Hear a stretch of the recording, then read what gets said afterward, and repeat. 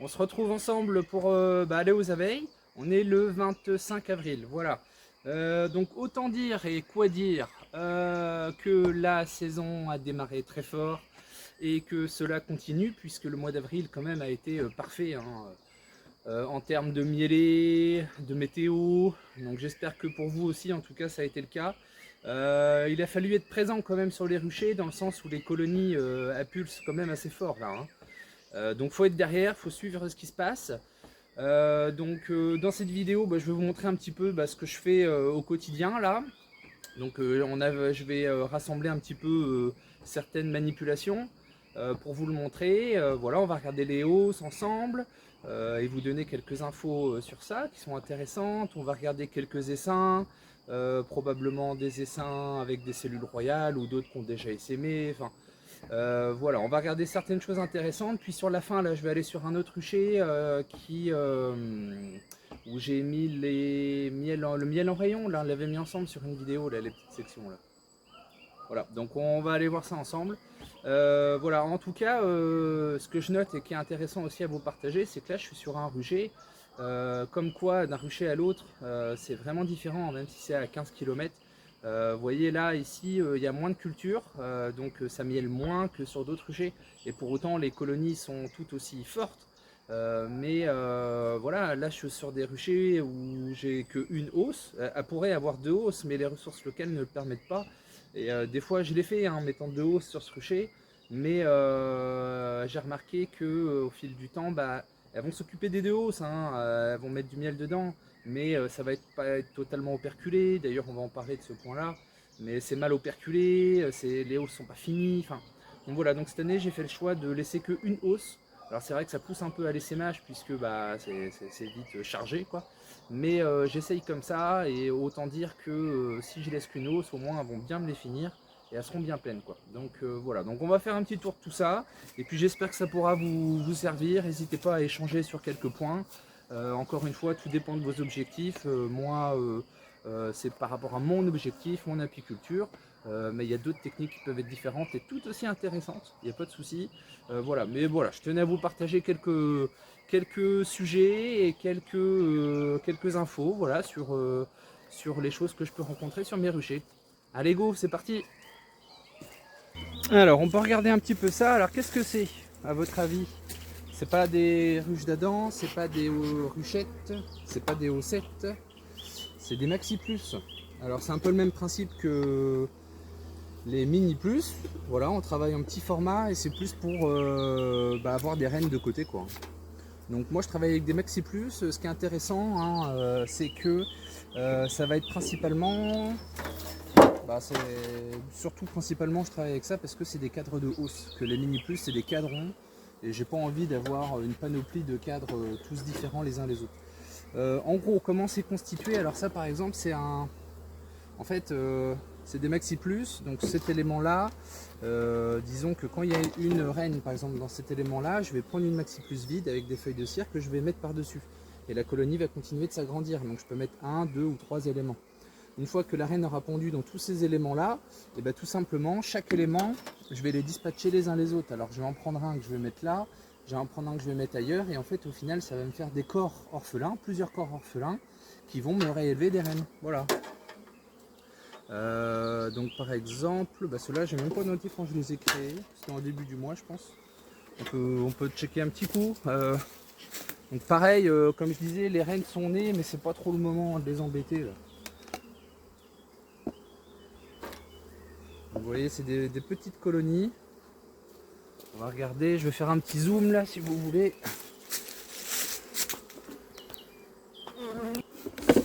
Voilà. Donc c'est des petites colonies qui sont sur 3 là, sont sur 3-4 de hausse. Voilà, ça fait un cadre et demi de corps.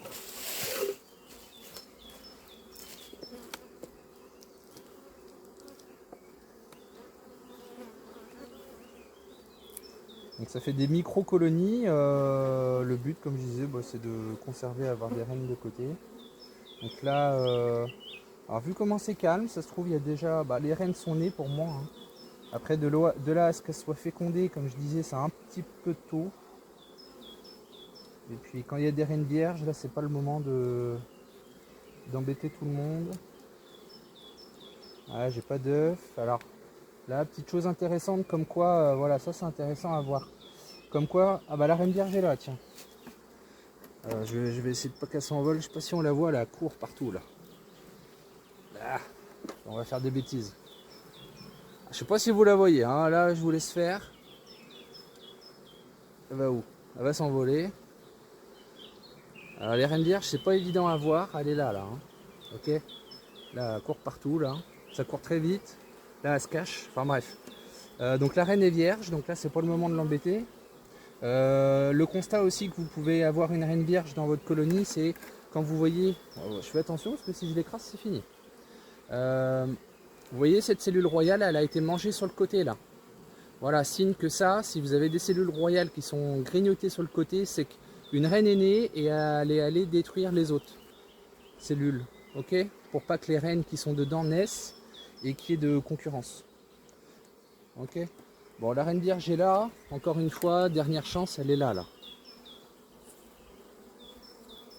D'accord. Donc elle a la taille d'une abeille, mais son abdomen va être plus fuselé. Voilà. Donc ça, c'est une reine vierge.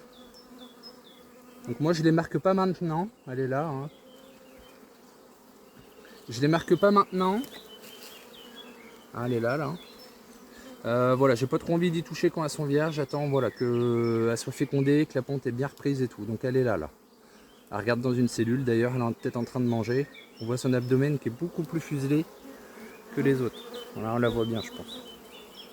Voilà, on voit sa petite cour qui est autour d'elle, d'ailleurs. Donc ça, c'est une reine vierge. Hein, c'est petit. Hein. Ok. Bon, et ben je laisse ça tranquille. Mais c'était pour vous montrer...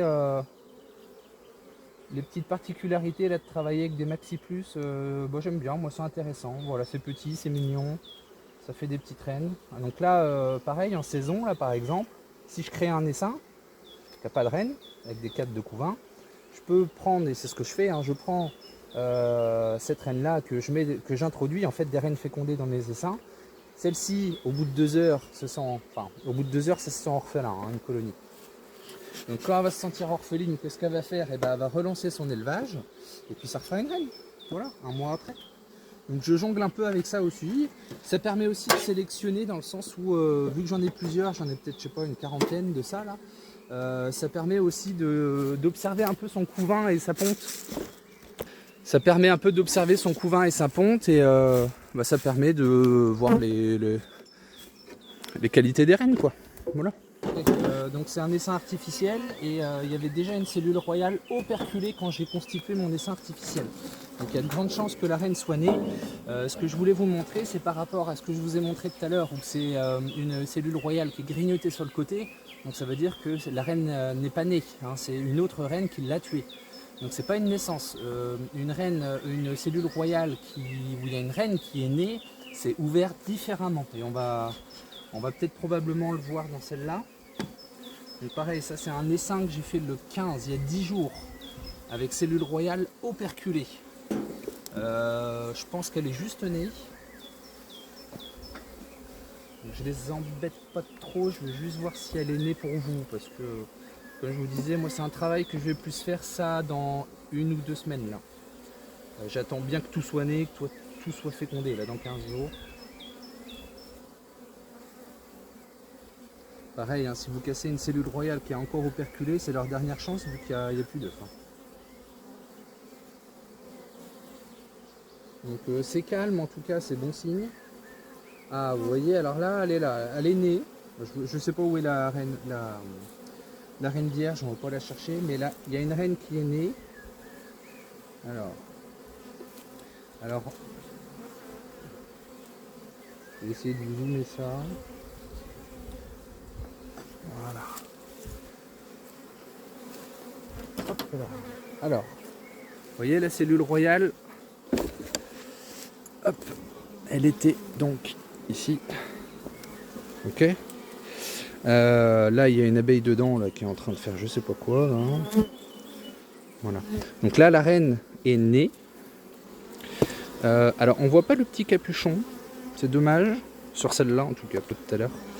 Mais on voit que la petite collerette a été grignotée par le dessous. Et donc, c'est bien une reine c'est l'arène, ça c'est l'arène qui a grignoté son opercule pour sortir. Ok, on voit comment c'est fait par rapport à la cellule qui est comme ça vers le bas. Voilà, donc normalement il y a même le petit capuchon qui est avec, là ils ont dû l'enlever. Donc ça c'est une reine vierge, cellule avec reine qui est née, ça ressemble à ça. Ok. Il y a des abeilles dedans, il y a du monde. Voilà pour la petite histoire. Donc là on ne stresse pas, on laisse ça 10 à 15 jours le temps qu'elle soit mature, qu'elle se fasse féconder, qu'elle revienne à la ruche et qu'elle se mette à pondre. Et on verra ça sur la prochaine vidéo. Là, vous voyez, je regarde dans le nourrisseur et là qu'est-ce que je vois? Des superbes constructions. Elles sont en train de commencer dans le nourrisseur. Donc c'est qu'à l'intérieur c'est blindé. Et vous voyez que ça va chercher de la place quand même où ça veut. Hein. Parce que là le nourrisseur, il y a deux petites entrées là. Une là et une bas là-bas. Donc voilà. Hein. On peut regarder. Comment c'est dedans. J'espère d'ailleurs que... Aïe. Est-ce que je l'ai monté sur 6 cadres? Je sais plus. Parce que là, si elles ont construit au-dessus, ça se trouve à mon saut. Attends, je vais vous enlever du soleil. À mon sauter la partition, ça se trouve, elles ont construit à côté de la partition. Roulement de tambour.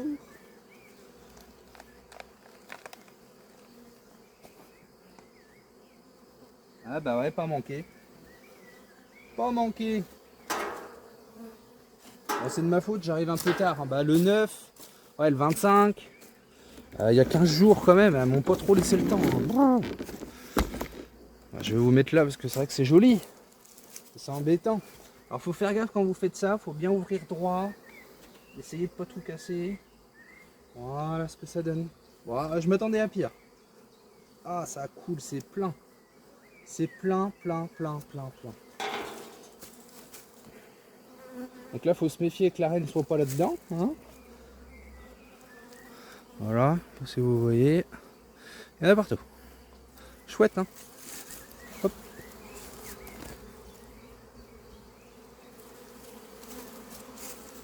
Donc là on peut regarder si c'est pas pondu dedans, mais c'est pas le cas. Donc là ces petites brèches, bah, on va les enlever. Hein.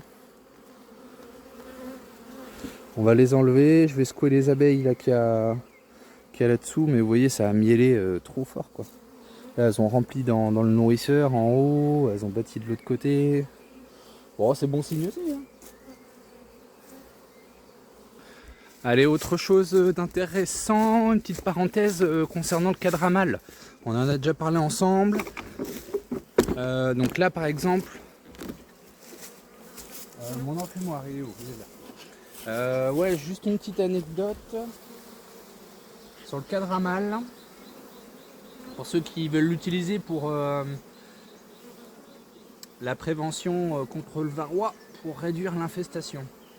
Donc en fait, quand vous avez votre cadre à mâle dans votre ruche là, et que tout est operculé comme là, ok, et ben cette partie là, vous la coupez. Vous retirez toute cette partie là.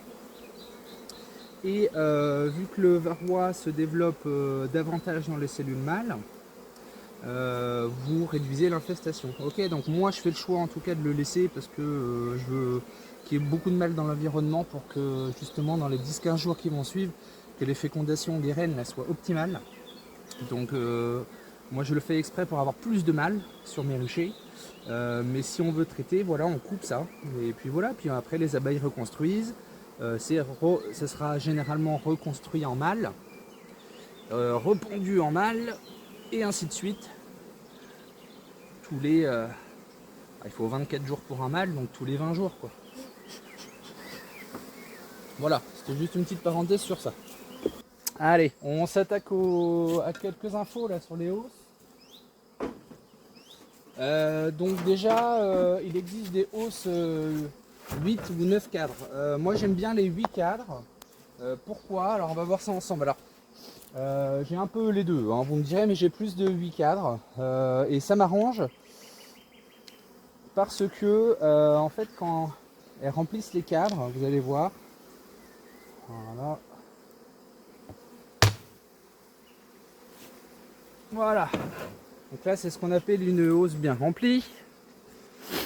On va se mettre un peu plus près. Ah, je suis désolé, je vous cale. Voilà. On va se mettre comment? Bah, je sais pas comment vous mettre. Voilà, on va se mettre comme ça. Ouais, alors les hausses, en fait, j'aime bien les 8-4 parce que comme vous le voyez, en fait, elles vont boursoufler de chaque côté. Plus que sur des 9 cadres, et ce qui fait que quand on passe le couteau là pour couper les opercules à la miellerie, bah, ça s'enlève facilement quoi, parce que les 9 cadres des fois ils ont tendance à être ras le bois ou un peu trop ras, ce qui fait que quand on passe le couteau, des fois il faut rattraper ça un petit peu à la petite herse là. Bon, c'est des détails, mais voilà. Ensuite au niveau de l'operculation, donc en fait, quand vous regardez dans vos hausses, l'idéal c'est quand c'est les cadres qui sont tout operculés pour garantir un taux d'humidité à moins de 18%. Voilà. Donc là, je sais pas, voilà, si on prend celui-là, vous voyez, alors là, bon, on est largement bon. Hein. Mais là c'est pareil, hein, sur des 8 cadres, faut pas croire qu'il y a moins de miel que sur des 9 cadres. Parce qu'en fait, elles étirent au. En fait, c'est vraiment optimal les 8 cadres dans le sens où en fait elles vont prolonger la cellule à l'extrême quoi, et elles vont pouvoir stocker une fois et demie plus qu'un cadre classique en 9 cadres. Hein. Voilà, donc c'est pas mal quoi, c'est joli, hein. Ils sont énormes.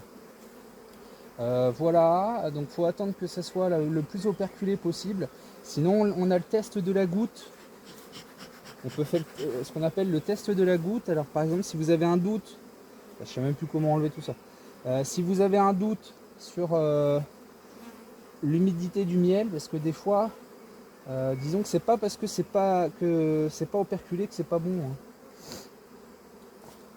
Alors en fait, ce qu'on appelle le test de la goutte, voilà, on va peut-être pouvoir le faire. Vous voyez là, il y a une bonne partie qui n'est pas operculée, d'accord? Donc si vous voulez voir si c'est encore trop humide, vous prenez votre cadre comme ça et vous secouez un petit peu là légèrement. Voilà, et pour voir si en fait ça coule de nectar. Hein. Si vraiment ça coule, vous voyez plein de gouttes tomber, c'est que là c'est trop humide, il faut encore attendre. Là vous voyez, ça le fait pas. Hein, voilà, on donne des petits coups là comme ça. Et là je vois qu'il n'y a rien qui goûte. Hein. Donc par exemple ce miel là, même s'il n'est pas operculé, il est convenable pour l'extraire. Après, faut pas que tous vos cadres non plus soient comme ça. Mais si vous en avez quelques-uns et que ça goûte pas, c'est signe que le miel est quand même à maturité. Voilà, on peut peut-être tester sur l'autre. Vous voyez là c'est pareil. Alors vous voyez l'épaisseur, hein, je sais pas si on le voit bien à la caméra, mais l'épaisseur sur les 8 cadres sont quand même intéressants. Vous voyez, sur des 9 cadres vous n'allez pas trouver ça. Voilà, et c'est vrai que là, quand vous récupérez plus de cire à récupérer quand vous allez chez le cirier là pour recycler la cire. Donc vous avez plus de cire, vous avez plus de miel. Voilà. Après l'inconvénient qu'il peut avoir, c'est que si vous mettez des hausses 8-4 sur des colonies qui sont un peu trop faibles, c'est vrai qu'elles vont avoir tendance à avoir un peu plus de mal à réchauffer un petit peu l'étage. Allez, on s'en regarde une autre ensemble pour le plaisir des yeux. Ah, ça fait plaisir quand même tout ce travail pour enfin profiter des bonnes mielées là. Donc là c'est pareil. Alors ça fait des hausses on n'est pas loin de 20 kg hein, pour aller peser à la miellerie. Mais... voilà, moi je récolte, là on est le 25, je récolte un peu tard parce que je vais récolter dans 15 jours. Donc d'ailleurs à ce propos, c'est vrai que j'ai peur un peu que ça cristallise quoi, et c'est vrai que quand le colza, souvent le printemps il y a du colza, et il cristallise assez vite, donc c'est vrai que de temps en temps je vais dans les hausses et puis Vous voyez, je pique un peu mon lève-cadre. Alors après ça, bon, réparer, il n'y a pas de souci. Mais je pique un peu mon lève-cadre. Ça me permet de voir la viscosité un petit peu du miel dans les hausses, quoi. Voilà, mais vous voyez, c'est encore visqueux. Bon, là, c'est pas là de cristalliser, mais ça, je le referai une petite fois par semaine, là. Bon, là, c'est pareil, hein. Ça m'a l'air bien operculé. Mais j'ai pas le temps d'extraire avant. Donc, pas facile d'organiser tout, hein. Voilà, bon, bah, cette hausse, vous voyez, ouais, bon, bah là, il ne faut pas se poser de questions, tout est operculé. Alors là, pareil, faut qu'il y ait assez d'abeilles pour tenir ça au chaud en fait. La cristallisation aussi va dépendre de ça. Si vous avez une ruche qui a essaimé et qui a plus beaucoup d'abeilles, votre hausse, bon bah il est peut-être préférable de l'extraire plus tôt. Là c'est des colonies qui n'ont pas essaimé, donc bon j'ai un peu moins de crainte parce que je sais que les abeilles vont garder au chaud tout ça. Ça va me permettre de l'extraire un peu plus tard. Mais il faut faire attention à ces petits paramètres. Allez, petite dernière sur ce rucher. Après j'irai sur un autre rucher, je vous montrerai les cadres avec le miel en rayon là où ça en est. Et là bon allez, on se fait plaisir encore une fois pour le plaisir des yeux. Ah. Alors des fois les cadres ils se soulèvent avec le couvre-cadre. Là voilà, 1, 2, 3, 4, 5, 6, 7, 8. Ouais, tu vois, j'ai pas de hausse en 9 cadres là, enfin j'en ai très peu.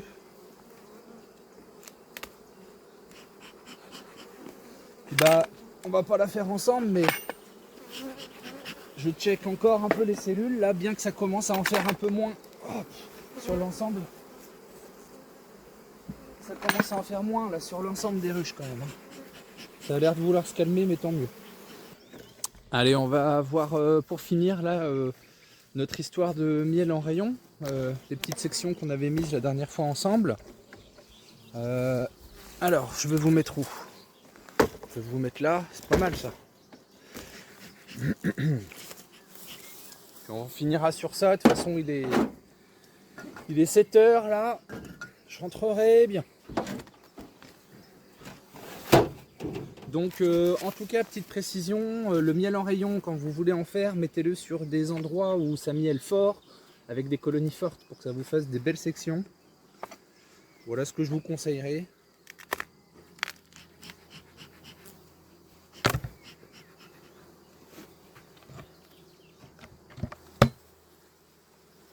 Alors il est pas là, ça c'est la hausse, la première là que j'ai remonté au-dessus. Et puis là je vous dis pas le poids des hausses.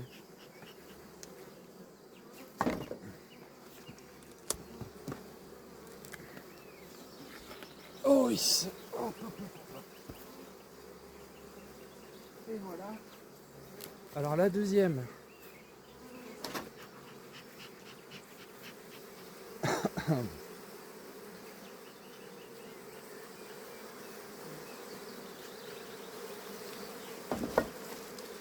Ça donne quoi? Ça donne que... Donc comme on disait, hein, les miels qui ont été pris en premier sont ceux du milieu. Donc operculés plus rapidement. On peut faire le test de la goutte comme on a dit tout à l'heure. Vous voyez, là on le voit bien là comment ça goûte là. Donc le miel là faut attendre hein, qu'il soit plus sec et plus operculé. Mais c'est un bon test. Et ça c'est nos cadres de section. Voilà, c'est chouette.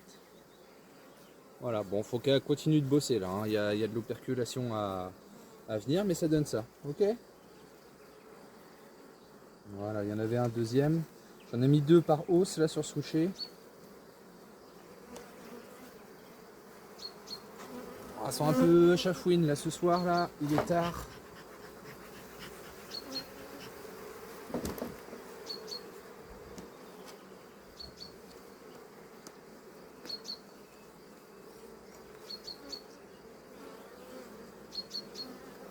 Voilà. Ça commence à operculer, ça commence, hein, c'est le début. Et ça donne ça, hein. C'est sympa. Hein. Voilà, donc après je vous montrerai, je mettrai ça dans des boîtes pour le vendre, hein, pour que ce soit plus déjà pour la conservation. Et d'ailleurs, en parlant de conservation, ça, les cadres, le miel en rayon là, moi je me suis toujours dit bah ouais d'accord, mais ça va cristalliser en fait dans les cellules, et une fois que c'est cristallisé, bah c'est pas top à vendre. Donc en fait la solution, et c'est ce qu'il faut faire, hein, c'est que vos sections là, vous les mettez au congèle, hein. Le miel de toute façon à moins de 18 degrés ne cristallisera pas et ne congèle pas, parce qu'il y a un taux d'humidité trop faible. Donc une fois que c'est operculé, vous mettez ça au congélateur, voilà, et vous pouvez bien les emballer, je vous montrerai, et vous les ressortez 48 heures avant la vente. Pareil pour la décongélation, faites attention, voilà, faut pas que ça décongèle trop vite, parce que la fine couche d'opercule qu'il y a dessus va craquer et ça va pas être esthétique. Donc voilà, mais on peut les conserver au congélateur, et quand vous les décongelez, en fait le miel qui est dedans, il sera comme tel, comme il était là, voilà. Vous l'aurez liquide quoi. Voilà, pour finir. Bon bah en tout cas, on se revoit pour d'autres peut-être d'autres prochaines vidéos. Là, de toute façon, la prochaine fois, là, ça va être la récolte, hein. Donc voilà, j'espère en tout cas de votre côté, ça se passe bien. Allez. Et je vous dis à la prochaine.